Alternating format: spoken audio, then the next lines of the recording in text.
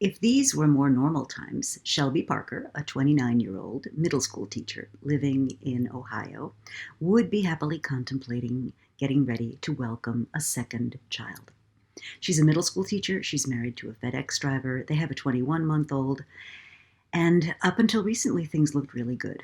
But today, she's concerned about her job. She's concerned about staying well. She's concerned about maintaining her benefits. And for right now, it just doesn't seem to be the right time. Now, that decision is getting played out hundreds of times across the country and across the world, even as we speak, as the pandemic continues to rage.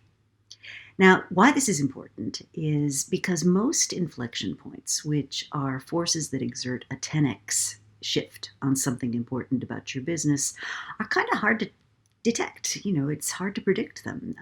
The leading indicators that tell you they're happening are often sort of fuzzy and couched in stories.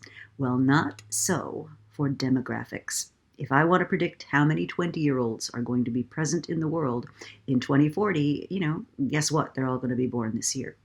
And Shelby, and a lot of women like her, are making the decision that some of those kids that might have been born under better times are not getting born now. And so that's a very predictable thing, which is sort of depressing from a human point of view, but interesting from the point of view of picking up the early signals of a pending inflection point. This month's newsletter is all about what happens when lots and lots and lots of families decide that adding another child is not necessarily the right decision for them.